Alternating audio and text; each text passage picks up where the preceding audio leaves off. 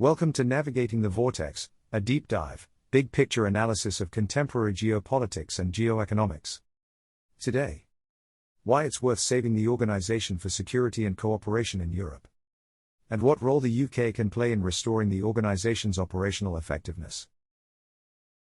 The 25th Winter Meeting of the Parliamentary Assembly of the Organization for Security and Cooperation in Europe, OSCE, should have been a moment of celebration and reflection on past successes in advancing the organization's broader goals of comprehensive and collective security. Yet, much like the 50th anniversary of the organization in 2025, it was anything but. The OSCE continues to be in a deep crisis.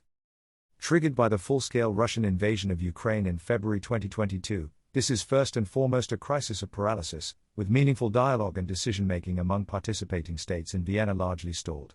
The OSCE continues to function operationally, with at least some meaningful and substantive business being conducted in the organization's specialized institutions, the Office for Democratic Institutions and Human Rights, the High Commissioner on National Minorities, and the Representative on Freedom of the Media, as well as in its 11 field operations in Eastern and Southeastern Europe and Central Asia. The existing crisis of paralysis is further compounded by the wider crisis of multilateralism and the deliberate dismantling of the rules-based international order, which did not begin with, but has significantly accelerated since the return of Donald Trump to the White House 13 months ago. The implications for the OSCE became particularly evident at the Ministerial Council in Vienna on the 4th of December 2025, when a representative of the US State Department called for a reduction of at least €15 million in the annual budget by December 2026, a shift in priorities away from politically contentious issues, and renewed engagement with Russia.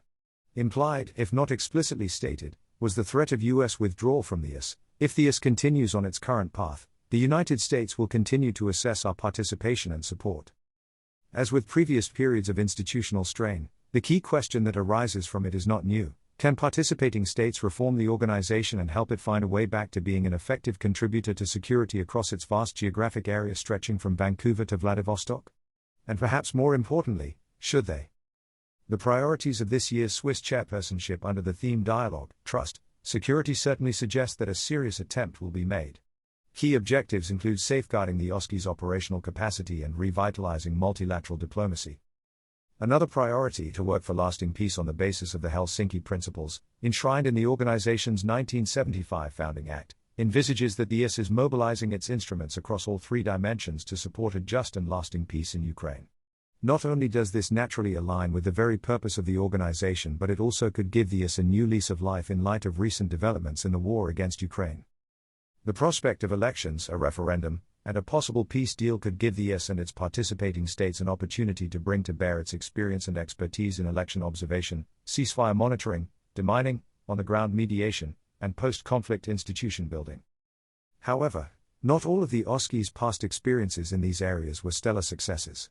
Getting the organization into a position where it could meaningfully contribute to a lasting peace in Ukraine will require painstaking, detail-oriented work in the corridors of the OSCE Secretariat and the Hofburg in Vienna, not the megaphone diplomacy that tends to take place in the meetings of the Permanent Council or the Forum for Security Cooperation.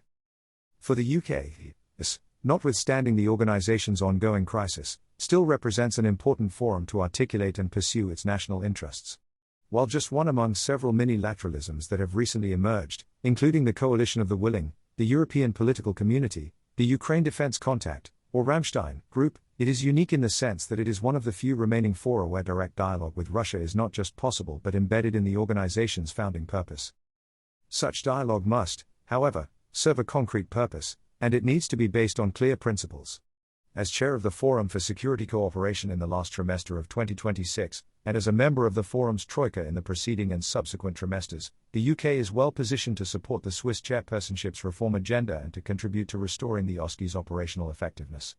This is further enhanced by the fact that the head of the UK delegation to the OSCE, Ambassador Neil Holland, will also continue in his role as chair of the Security Committee, one of the informal subsidiary bodies of the Permanent Council, specifically charged with discussing politico-military issues and supporting the preparation of the annual Security Review Conference, which provides participating states with an opportunity to discuss regional security issues in plenary form.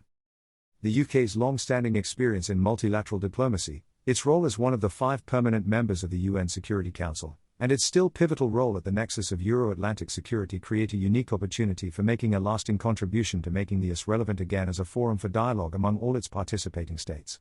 This will not be easy and success will not be guaranteed, but it will be a worthwhile investment of UK diplomatic resources and capacity. A big thank you to all of our readers, listeners, followers and subscribers. Signing up to the newsletter is the best way to make sure you don't miss out on anything, and you'll get our newsletter and podcast delivered straight to your inbox wherever you are in the world. Importantly, you'll also be able to read the full written version of all of our pieces, which gives all of the background links to the information we cite in case you want to dive deeper and, like us, like to look at primary sources and check your facts. You can register for free at navigatingthevortex.com. You can also subscribe for subscriber-only access to comments and chats and other special subscriber-only benefits. You can find all these details in the podcast show notes as well. We hope you'll share Navigating the Vortex with anyone you think might find it of interest. If you like the show, please consider rating and reviewing us on Apple Podcasts or wherever you are listening.